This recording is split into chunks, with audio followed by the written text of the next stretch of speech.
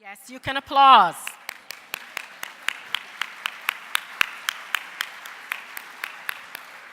And I know that you're applauding because you're here at the 2017 Miami Book Fair here in Miami, Florida. What a beautiful day it is here in Miami this morning. And that's why we live here, and that's why it's such a wonderful destination for our visitors. Welcome again to Miami Book Fair, and we have a truly wonderful treat in store for you today. I hope many of you have had the opportunity all week to enjoy the outstanding presentations that have been taking place this year. And I hope that you will continue with us through tomorrow evening when the 7-day fair closes. You know, this fair just would not take place each and every year without the cooperation, the collaboration, the passion, and the volunteerism of many, many people in our community.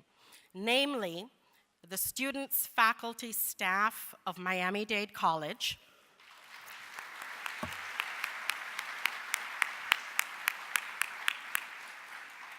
and really hundreds of high school students, middle school students, and others in the community. And so we truly thank everyone for coming together and unifying behind this Miami Book Fair. I also want to thank the friends, the circle of friends of Miami Book Fair. Where are you? Can I see where you are? Thank you so much for your support each and every year, and I invite others to join that circle. I also want to acknowledge the sponsors, OHL, and many, many other corporate and community sponsors that, again, come together to make sure that this outstanding literary and cultural event can be brought to thousands and hundreds of thousands of fairgoers every year. So I know that you did not come here to hear me. And so what I'd like to do at this time is to ask you to turn off all of your devices so that we can all enjoy the program. And won't you help me welcome a friend of Miami Book Fair, a friend of Miami-Dade College, and he will be introducing our special guest today. Help me welcome Mr. Felipe Basulto, Regional Market Manager of TD Bank.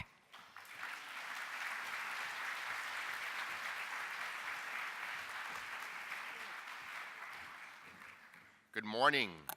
Wow, what a large crowd. So it is my pleasure to be the presenter of our speaker. You're not here to see me, we all know that. The beauty is today in Miami has got to be one of the nicest days we've had in a long time, and we've needed that. So it's an exciting day, and not only that, but an exciting day to have such a distinguished guest here today. Chris Matthews began his career by working on the staffs of 4 Democratic members of Congress before moving on to print media. In 1997, Matthews began his own talk show, Hardball with Chris Matthews, which airs every weeknight on MSNBC. He's actually the author of 7 best-selling books, including Jack Kennedy, Elusive Hero, Tip and the Gipper, When Politics Worked, and Kennedy and Nixon, Hardball. And now with the publication of Bobby Kennedy, A Raging Spirit, he's drawing on extensive research and interviews where he pulls back the curtain on public and private worlds of Robert Francis Kennedy. Ladies and gentlemen, please join me in welcoming Chris Matthews.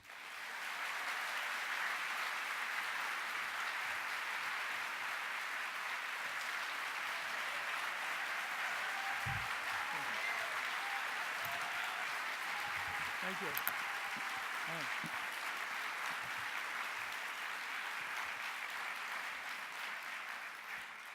What an intelligent crowd. I haven't seen this much IQ. I don't know. It's great stuff. Well, I just came from Seattle. The weather's nicer here. And it's great to come back here. It's just a wild, outdoorsy crowd here. I don't have to wear a tie or a coat or anything. And I want to talk about my book, and I only have till 11:15. I've been told the rule says 35 minutes. I don't want to give away the book. The book's inexpensively priced. It's actually a beautiful piece of art. There's a picture that my producer and I spent so much time, Tina Urbanska and I, trying to get the right artwork for this book, because I wanted it to be a beautiful book for a beautiful guy. I wanted it to have him with minority kids, reaching out like nobody's ever done before. He was really the first white candidate like this. who really reached into the minority community and really engulfed himself in the culture as much as he could. This is the reason I wrote the book is this dirt poor white family along the New Jersey tracks in June of '68, dirt poor. The kid has no shirt. I mean, we didn't grow up like this, but you had dirt all over you. The father is obviously affectionately patriotic about Bobby Kennedy. This is something the Democrats have lost, this affectionate patriotism, gut patriotism of the heart. He's obviously been in the military. He's got this crisp salute that he's offering his Democratic leader. I mean, this is all gone, this connection between the white working class and the Democratic Party. I think it has to come back. It has to.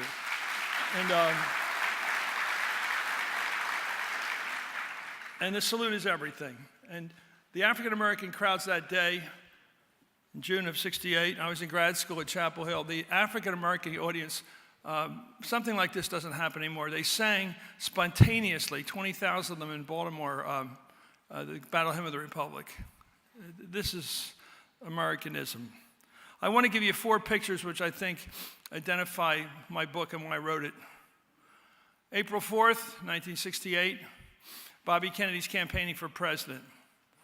He's going from Notre Dame University to Ball State University. In fact, at Ball State University, an African-American kid said, "Why do you have hope for America?" And he said, "Because most white people and most black people are good people." And he said that he had hope. And as he got on the plane, actually got in the car to go to the plane to Indianapolis, he got the word the king had been assassinated by a white guy, a racist killing. He said, "Why did I tell that kid to have hope?" So he gets to this scene. Actually, before he gets to this very tough neighborhood in Indianapolis, an African-American neighborhood, the police leave him. The police escort refused to go in. They're not going to take the risk. They knew it's explosive, the situation. So Bobby goes in anyway. He says, "I have to go." So he goes in, and he gets up on the flatbed truck looking at this group of African Americans. Have no idea what's happened. There was no Twitter and all that crap back then. People heard things through word of mouth, and they waited for Cronkite to tell them at 6:30. It wasn't like today. And he said, because I work with NBC, I was able to get the tape, and you hear him saying to the guy next to him, "Do they know yet?" And the guy says, "No." So he has to tell him. And so he gives this, he says, "I'm not going to talk long because I got something terrible to tell you." And so he tells them. And initially the crowd's cheering him because they're so thrilled that Bobby Kennedy is there that they don't actually hear his words, and they keep cheering, and he has to keep telling them. And we ought to read it because the words are amazing. And it's classic. What I like about this speech is it is awkward. He talks about how his brother was killed by a white guy, which I thought was an odd thing to say. His brother wasn't killed for racial reasons. But he did try to connect. He took his skin off to talk to that crowd. He exposed himself. And any true empathy, I believe, has to come clothed in vulnerability. You have to be vulnerable to be empathetic. You can't just come in and say, "I'm the tough guy, I have my armor on. Our prayers and thoughts are with you," that crap politicians always say. I'm so sick of it. You know. But true empathy comes from pain. It comes from experience. It comes from being a person. You can't have empathy if you don't have that. And so I think a lot about the guy was empathy. We don't have it today. Not from our leaders. Our leaders, and I'm not just pointing to the one at the top, I'm talking about all the ones in Congress, they read out statements written by staff people who are bored to death. Cold toast. That's what we get from these people. The other day when Trump came out with that tax bill of his, Pelosi said, or was it Chuck Schumer? It doesn't matter who reads this stuff. It's the same words. "Oh, it's a Ponzi scheme. Oh, you original little person." I am so tired of these people. Say something human. Say something that means something to you. Relate to people about what this tax thing will mean to their lives. They don't even bother. It's too much work. They're too busy raising money and kissing ass, which is what they do.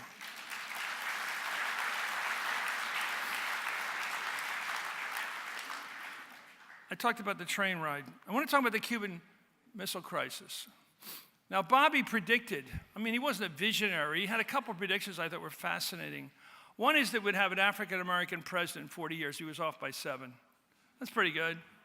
He's also damned optimistic, because what are the chances that a guy like Barack Obama would come along, who was absolutely unbelievable at threading the needle of being African-American, but also from a white mother, and all the interesting aspects of immigration that sort of worked for him, and being a genius, and absolutely 100% clean, like no politician's ever been.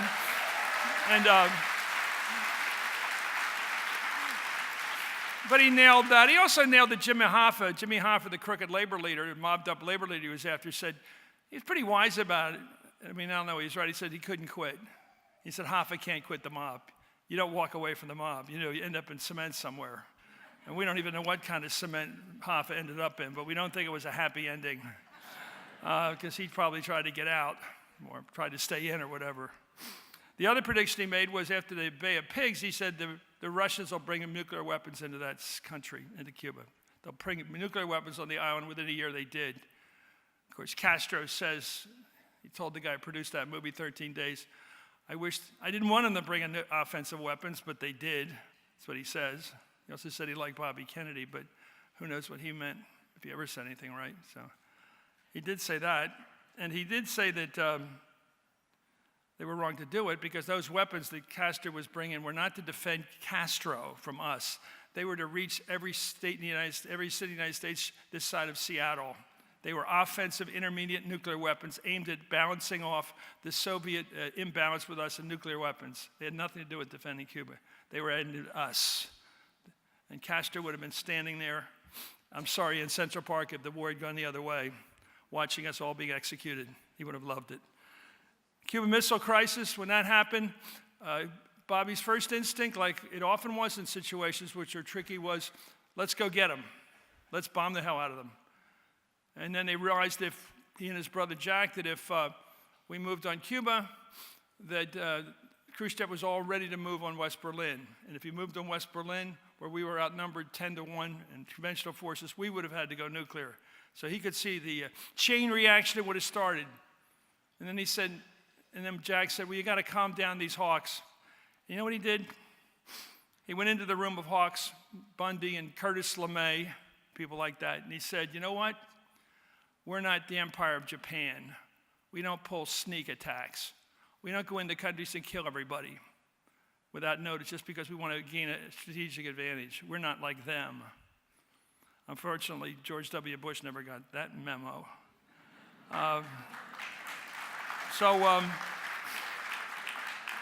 He made a lot of great calls. He made a lot of mistakes in his youth. He was with Joe McCarthy. Then he turned on him. But the thing I liked about Bobby was his character, because when he turned against Joe McCarthy, he thought McCarthy had gone way too far in fighting communism and abusing witnesses and demagoguery. He wrote the resolution condemning him on behalf of the Democrats and helped bring him down. But when McCarthy drank himself to death, it took him 3 years to do it. He was apparently determined to drink himself to death. Bobby stayed with him as a person. He would go to his family and sit there while McCarthy sat across from him in a stupor. He'd write in his diary how McCarthy was drunk the last 3 hearings. Look, I'm Irish. I understand this thing. I understand the whole thing. The Klan. You look out for the guy that grew up like you did, even if he goes bad. I understand it. And all the time he was risking his brother's political career because you didn't want to be known as a friend of Joe McCarthy as you're entering the 60 election. McCarthy was out of favor with the country. So he's at the airport, at National Airport, with his daughter Kathleen, who's a friend of mine, and my wife. She's a friend of my wife even more. Kathleen told me, she was 6 years old. She's with her dad, with Daddy. That's how she talks, of course, with Daddy. And Daddy gets the word over the car radio that Joe McCarthy had drank himself to death. He was at Naval Hospital, Bethesda Naval Hospital. And he was so overwrought by this that he drove around the airport 3 times. And then when it came time to bury McCarthy, by the way, 70 senators showed up for his service at the Capitol. 4 of them went off to Appleton, Wisconsin. Bobby snuck along on the plane. When he got there, he got a ride with a reporter, but begged the guy never to say he was there. And then he went to the funeral site and sat and watched from the car as they buried McCarthy, but he didn't want anybody to see him there. Politicians are not like this. Politicians are for show, most of them. He had a character within him. He did things because he thought they're important. And that's why people believed in him. And that's why his enemies feared him, because he actually would do what he'd say he'd do. When he announced for president, Nixon's watching from Portland, Oregon at the Benson Hotel. He's watching television. Bobby announced for president, March 16th, day before St. Patrick's Day. And Nixon's watching the tube, and then when somebody turns off the television, Nixon's still staring at the TV set. And it's almost like Twilight Zone. And Nixon starts with that weird thing of his, and he starts talking about forces will be unleashed we cannot imagine. And it's, who knows where this is going to lead? Because the Kennedys had this sort of atmospheric connection to this country. People feared them, some hated them, and people loved them. They excited us. And I think in most cases in a very positive way. By the way, when Jack Kennedy went to debate Nixon in 1960, Bobby was his corner man. And when he said goodbye to him in the green room, what did he say to his brother? Kick him in the balls. Who doesn't want a brother like that? I mean, you know he's behind you. On the other hand, Henry Cabot Lodge said to his running mate, he called up Nixon and said, erase the assassin's image. Oh my God, that's a real morale booster. Someone look like an assassin, try not to look like one too much during the debate. I mean, Jesus. Anyway, I know what this book's about, and I didn't realize it until I spent the last crazy 6-7 months intensely writing it. So it would be as good as it is, because it's about the writing, I guess, and the research. And all the research is based on people I know, or I've gotten to know very well, Ed Guthman and people like that, and Frank Mankiewicz, and Ethel Kennedy, and Kathleen Kennedy, and people really close, and Tip O'Neill, who I worked with all those years. Almost all this is inside stuff. Stuff that nobody else knows about. So the book is really, I wrote this in the beginning, the book is about what America could use as a leader today. It's what we lack today. And what we lack is empathy for real people. True empathy, not phony after lunch at the Rotary Club, BS religion, that kind of stuff. But the true religious belief. When Bobby talked to that black crowd in Indianapolis, he said, let's say a prayer for our country. He meant it. Prayer meant something to him.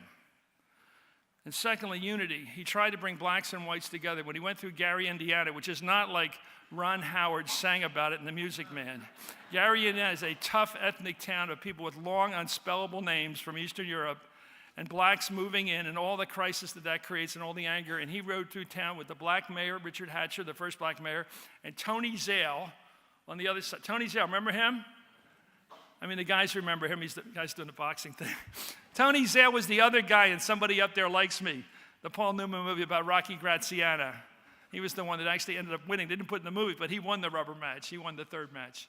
Of course, everybody my age who's here knows we grew up with boxing. Gillette and everything. Boxing was everything growing up. Anyway, so it was empathy, unity, and being a moral compass. Somebody who actually, as president, we like to think, since the time we were kids watching Robin Hood movies, that when the king or the president, Richard the Lionheart, shows up, he will do the right thing, that he will be the right person, that if it comes down to a judgment, we don't have any of those things today in our leadership. We don't have empathy, true empathy, even for a war widow. We do not have unity because the person at the top wants division, because if he can get his 40%, he's happy. If he can get 35, he's happy, as long as he gets that. So division's working in America. And the people against him play the same game, but I don't hold them as accountable because they're reacting. But both sides politically love to play the division game.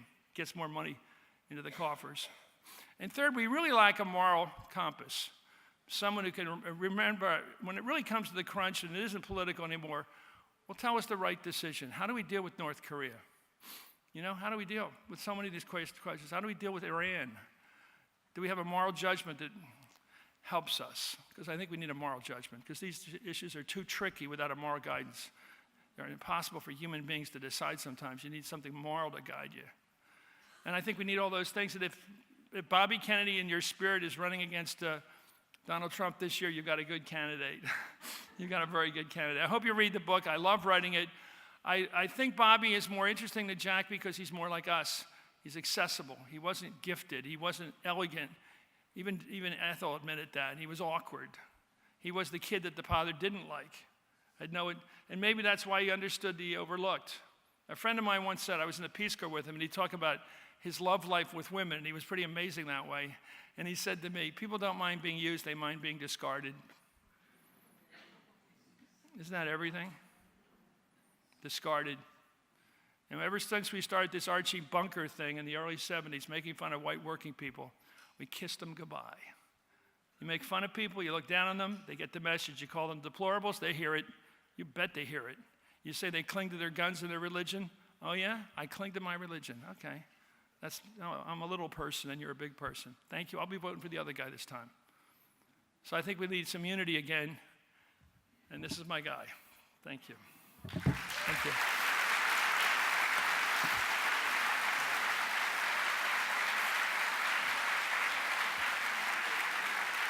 Thank you. I'll take questions now. I'm told I've got 18 minutes. I'll be glad to just try to stick generally to the book. I know there's a lot of stuff, but whatever, I'm here. Yeah, I think you have to get in line, miss. But go ahead, please. Your voice must be heard. While she's walking I hope up I here, have half men and women here too. Mansplaining is over. Okay, so let's mix it up. I've often thought how much better life would be today if Bobby Kennedy had not left us. Often thought that. I'm so glad you wrote the book. I look forward to reading it. And maybe the answers are in there, but I wanted to ask, would Bobby be successful today? And is there another Bobby Kennedy that will save us? That's the hardest question, but let me think. I think his brother's tribute to him at St. Patrick's Cathedral after he died was pretty good about, he saw suffering and tried to heal it, and he saw war and tried to stop it. I think in the Vietnam War, and I understood, I was all part of that growing up, anti-communism and all, I completely into it. And I did think the world was being taken over by the communists. I completely understand how we got into it. And we didn't want to lose like we lost to the Germans, letting them take one country at a time. I get all that. But that was pretty clear by the mid-'60s that we were not going to win over there, that the people over there saw it as a nationalistic struggle. And it was them against the Europeans, against us, the French then us. And Bobby said, I think he would have tried to end the war. I think the war was 2 times longer than it had to be. I think if you go to the wall up in Washington with all the dead names, the people who were killed, I think half as many. And I think if the war had ended in '69 under the same terms that we got in '73, by the way, we come home, we get the POWs if we come home. I mean, that wasn't much of a deal for the communist side. They got us to leave. It's a hell of a deal. You go. That's all they always wanted us to do. That's all the war was about. We said, okay, we leave. Just let us take our prisoners back with us. They could have cut that deal anytime they wanted to. It was a good deal for the communist side. So I don't think we gained anything by staying there. And when you watch this movie, this documentary, I'm sure everybody watched it on PBS, I mean, it was just politics. Johnson and then even worse, Nixon, sticking it out so they could get reelected. Lives for elections. So Kissinger comes off horribly. And he's still celebrated. I don't get it. Anyway, I think things went, and I think the division we have in this country between the classes, between the hard hats, as we called them, and the long hairs, town versus gown, all that stuff really got aggravated in the 60s. And it never really left us during Watergate. So it just kept getting worse, this rural versus urban, the whole thing. We know it all. Everybody in this room knows what I'm talking about, this fight that just seems to be the definition of every election now. The Reagan Democrats, the Trump people. And you can't even get the facts with them because people are so angry on both sides that facts mean nothing. It's all about what side are you on. But we'll see this in Alabama, in 4 weeks. We'll see what happens down there. I think that's a tough one down there because the only alternative to more is a liberal Democrat, basically. Pro-choice liberal Democrat. I just think the abortion issue could go away. We don't even recognize maybe up here or down here. But down here is also like up here, so. I think that's a tricky one to watch, but I do think Doug Jones will win. I think. Yeah. For 3 years. He'll be in there for 3 years, then they'll bring somebody else in who's a conservative who doesn't have all these problems. Hi, I think. Chris Judy Guskin. Thank you for the book. Thank you. I see at the end of the book, it says that Bobby saw the election at that time as a fight for the soul of America. We are now in that fight big time. And he does mention our Peace Corps and what that did and the inspiration that came from that. But he saw youth as getting involved with drugs and as becoming more and more materialistic. I've stopped teaching. I see the long lines for the new iPhone, what have you. But still, just as I was optimistic about Peace Corps and the domestic Peace Corps in the years when I was young, and I worked for Bobby's election from the Ann Arbor campus, I see that I have to have faith in the young people. What do you see? I see that they're people with plenty of young people out there that want an America like the America I loved and are beginning to doubt. How do you see the young people? What can be done Well, I look at my kids. to push I look at my forward kids. that Well, I don't optimism? do polls. I look at my kids, and they're very, very idealistic, And and they just are. And they all, they probably vote the way you want them to. They are very, they're almost pristine in their liberalism. I'm not worried about it. what I'd like you to do But I is don't think to you bring should- the book to the college campuses and to speak there. Okay. Okay? Well, To like I'd love to. inspire Would the you want to young want to book me? people. I'm there. Okay. I'm there. I'm at any college campus. I've got 34 honorary degrees. I love it, you know. I got 3 or 4 I want, and I'll never get because I'm pro-choice. But I do love going to college campuses, and I do think you're right. And I think kids, you know what kids are fascinated by? My kids are. They love any story of the 60s. The 60s the music was unbelievable. I mean, the culture, the zeitgeist on campus. I mean, when every guy's facing the draft and every young woman knows that the guys who are next to them are facing the draft, it captures your attention. And it was real. Politics was not a theory. When I was at Chapel Hill, I can tell you it was exciting. I miss it. And I do think the 60s were great, even, despite all the horror. I thought Bill Clinton said this. He said, if you like the 60s, you're probably a progressive. And if you didn't like the 60s, you're probably a conservative. I thought the 60s were wild. And I think it was, I was at March on the Pentagon. I liked the people. I thought people were innocent. The baby carriages and the nuns. And this was before the anti-war thing got bitter. All things turn bitter for a while when they get going too long. Anyway, I want to get your question. I'm with you, Miss. I think you're more optimistic than you let on, but I think, thank you for teaching. Teaching's it, Sir. 2 quick questions. Speaking of division, will we ever get rid of the Hastert rule? And speaking of great politicians, did you ever go with Tip O'Neill to Betty's Rolls-Royce?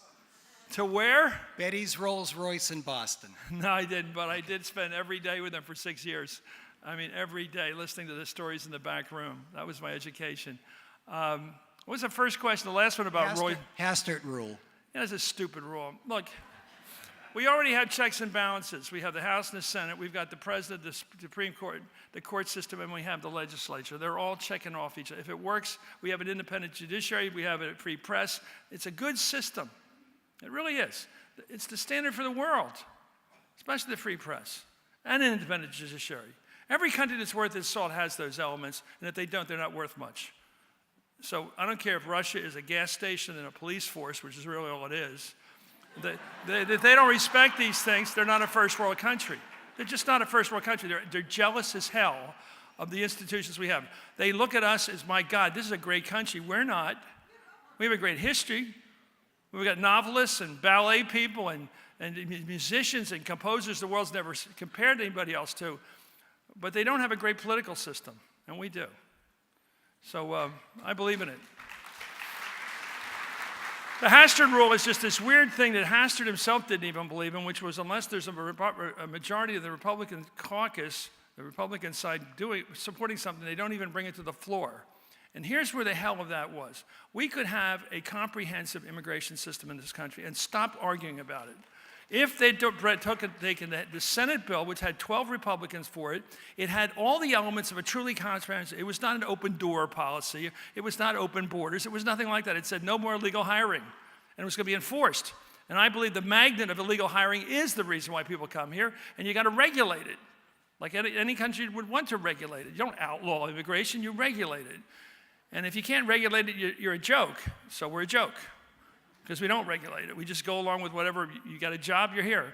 And there's nobody working at making it honest and above the table. Put the off-the-book stuff on the books.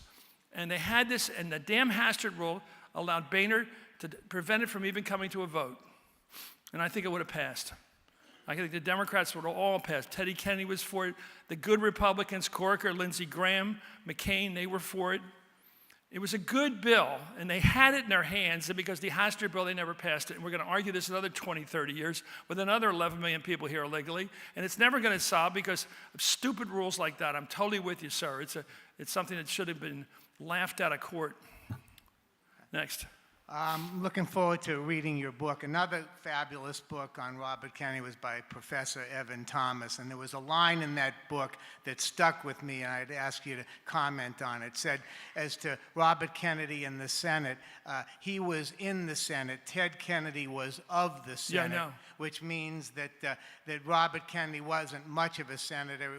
It was a vehicle for him. So I just ask you to comment Yeah, on true. that. I mean, he was not a club member. Teddy was. In fact, Teddy's book is even better than that. He talked about how he had to teach his brother how you had to sit there for hours and pretend to be interested. He said, am I being a good senator now? No, you wait another 3 or 4 hours for your turn to come. But Teddy got along with the older guys, the Southern segregationists. Teddy could get along with just about anybody. And Bobby was a right and wrong guy.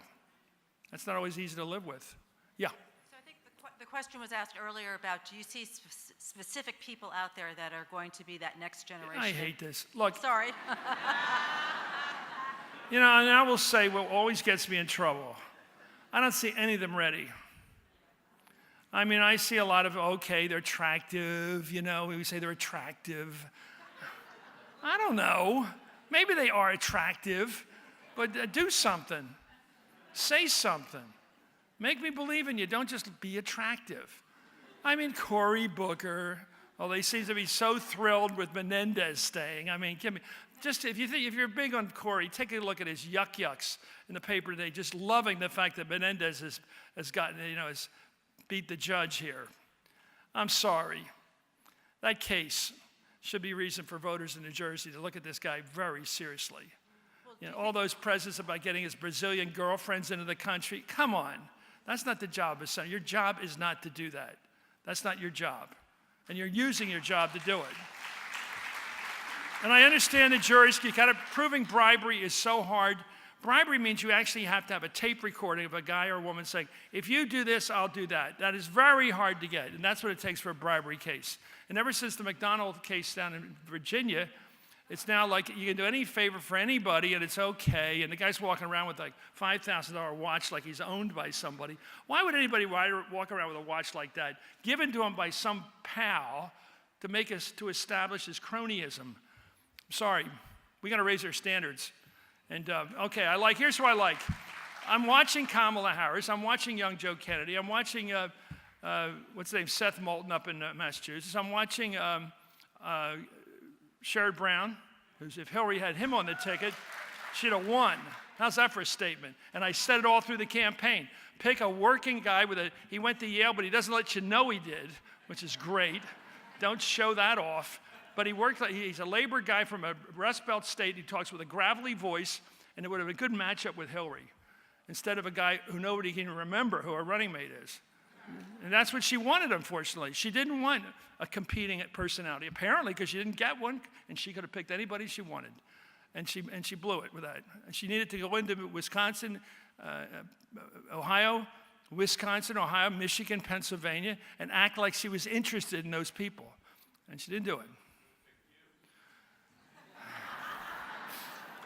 Yeah, well, that's probably not likely, but I was pretty tough on her husband, but it's going to get worse. I just think it's not going to end with him anyway. But, yeah, go ahead, Miss. Ma'am. I was wondering if we're ever going to get rid of the electoral college. That'll never happen. Why? Because of the people. Why do you think we have the electoral college? I don't think we need it. No, why do we have it? It's political. Okay, good answer. We have it because small states don't want to be pushed around by big states. And they want it, and it'll always be there because if you live in Idaho, you matter. If you get rid of the electoral college and you live in Idaho or Alaska or the Dakotas, you won't matter anymore. All the campaigning will be done here in Florida, in New York, and in California. And those states will run the country. And they saw they didn't want power. They did. You may like that. Okay. Good. That's exactly what the rest of the country thinks you think. They got your number. They want you to, yeah, let's say, so you get on the plane in New York and you fly to the coast. What are those little circles down there? It's called America, and it has electoral college, and it's 270. And I always say it all comes down to math, 270. And every time we see a national poll, by the way, subtract New York and California because it doesn't matter in electoral college because they're going to be Democratic. They will be Democratic. And the Congress, by the way, is just as important because for different reasons. If you wonder why we have a national poll that says Democrats to take House next year by 12 points, say it better stay 12. Because if it gets down to the single digits, the Republicans will win the House. You know why? Because in states like, Berkeley, San Francisco, Los Angeles, Chicago, Atlanta, Miami, Philadelphia, where I grew up, New York City, are 90% Democrat.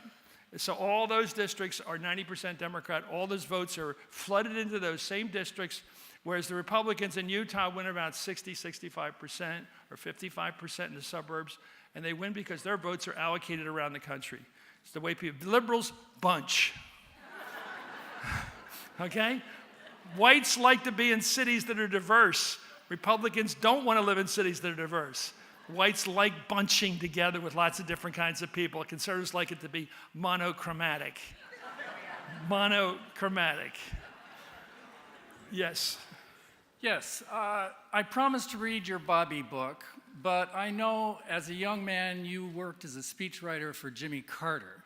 And my name is Kai Bird, and I'm writing a biography of Carter. And so I want to know how you look back on the White House years. Why don't you and call Carter, me up for an the appointment? Carter presidency. I'm not sure everybody interested. I think Jimmy Carter was an honest guy, not with any great executive ability. But he was a good guy, and he tried good things, human rights and conservation, and he understood the whole problem we have with nuclear arms proliferation that we're dealing with today. He knew what he was talking about. And I thought he just didn't have that background in political ability to pull together a government. And he also wasn't a liberal in a liberal party, which is a problem. And he was much more of a moderate, and the Kennedy people were much more in tune with the party. But I loved it. I'm flying around with Air Force One. I'm smoking cigarettes, drinking good white wine, writing speeches for the President of the United States. And on Air Force One, even the old one took off diagonally, like straight up. And Rick Hertzberg and I, he was the top guy, and I would sit there knocking out index card speeches. You can't beat it.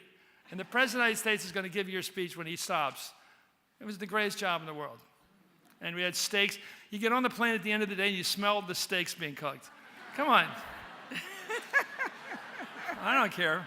I'm not saying I'd like to work for Trump, but but the perks are all there. It's exciting to write for the president. And I like Carter, and we tried, and we lost, but I was there when we lost. I was there that night. When we got the word in Seattle again, we got the word that we'd gone all across the country, and one of the guys with me, David Rubenstein, who's now a billionaire, somebody said, well, how come we're not stopping anywhere? we went to Michigan, and then we flew all the way to Oregon. And he said, well, why are we not stopping? And dry David Rubenstein goes, well, the reason we're not stopping is there's not a single state we're flying over we have a chance of carrying. It was that bad. Even when we went to Florida, I could tell the people came out to see the president, not to vote for him. They were all the middle-class people in Winter Park and places like that, along that I-4, whatever it is. And they were all nice suburban people, but they weren't going to vote for Carter. It wasn't going to happen. It was great. I'll help you, though. Just give me a plug. And we're doing a documentary. Jerry Rash and I are doing a documentary for MSNBC. The next few months, we hope to spend some time with him and everything. Yes? Could you talk about Bobby's relationship to Lyndon Johnson? The movie, LBJ by Rob Reiner, was pretty critical of Bobby. Yeah, well. And I wonder what you thought about that, and talk a little bit about how they got along, or didn't. I just had dinner with Rob Reiner last week at his house. Let me tell you, he's a very smart guy. And his movie was about LBJ, not about Bobby. Right. You got to read the book, but it starts in 1940. In 1940, Lyndon Johnson was an acolyte of FDR. He was one of his young New Dealers. And he's sitting next to him in the Oval Office, and it happens to be that FDR is on the phone with his ambassador to Britain, who he doesn't like and doesn't trust, Joseph Kennedy, who's an appeaser, and worse, probably soft on Nazism. It's all in the book.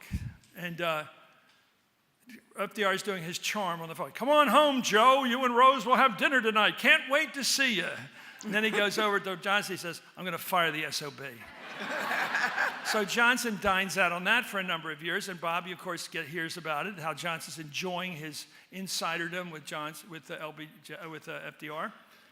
And when they first meet in 1953 in the Senate cafeteria, and there's Bobby working for Joe McCarthy, and Lyndon Johnson is the new majority leader. He's walking through very ceremonially, and everybody's standing up, including McCarthy, calling him Mr. Leader, and Bobby's sitting there quietly and ignoring him. And I knew this from Larry King, the writer, because I went down to interview him once, and he said Johnson would always make a beeline for anybody that wasn't kissing his butt, and Bobby wasn't. So he went down, so finally he goes over to which young man, and Bobby finally gives him sort of a fish handshake. And then Johnson walks over to George Reedy, his press secretary, and says, it's about 1940. I got that from Robert Caro. I dug that out of his latest edition, latest episode. So that thing went, it was like, as Reedy said, it was like two dogs meeting on the sidewalk. They didn't like each other, instinctively. And of course, Bobby eventually wanted to succeed Jack. He wanted to be the next president. And that's a fact. He just wanted to continue the new frontier. And Johnson was in the way. And Johnson said scurrilous things about the Kennedys, a lot of it true, about the old man. And one thing those kids were very sensitive about, all three of them, you got to remember, the old man was an appeaser. He's not a very good American. But look what those kids did. One of them, Joe Jr., goes over and kills himself fighting the Nazis. He said, I'm going over to kill Nazis. And he killed himself in that amazingly dangerous mission over occupied France when they were going after the V2 targets. And then Jack, missing for a week, he could have been gone easily. His boat was cut in half by that Japanese destroyer, risking their lives. And Bobby couldn't wait to get into a ship. He gave up his ROTC just so he could go and get into a ship. So they were great Americans, the kids. I grew up with a family like this. My grandmother came here from Ireland, and she had pictures on her wall of my dad in the Navy, my uncle in Australia as a Air Corps guy, Army Air Corps, married in Australia, and then my Uncle George in a tank that helped liberate the camps. I mean, there's a great American pride from immigrants in their kids fighting for this country. And the Kennedys were like that. The kids were better than the father, so much better. And so every time they brought up this Joe Kennedy, and Johnson brought it up in '60 in the Los Angeles Convention, how the old man was an appeaser, a Neville Chamberlain umbrella guy who thought Hitler was great. He said all that in front of the cameras. You think the Kennedys like that? Of course, Jack said, I still need this guy as my running mate, and picked him. The difference between the two guys, Jack really didn't care what Johnson had said. He needed Texas and Georgia and other southern states. Bobby saw right and wrong and said, this guy is not to be rewarded. So he tried to get him off the ticket. Bobby was right and wrong, Jack was politics. One was charm, one was brains. They're very interesting to watch these brothers, and together they were magic. Separately, they were very different people. Thank Good you. question, though. Good hatred, though. As I say in the book, friend can mean anything. Enemy only means one thing. It's very clear what enemies are. So there's never enough time No, who's And calling? I'd Who's like talking? to Who's talking? ask for a round of applause for Oh, Chris thank you. Matthews. Thank you very Thank you. much. Thank you.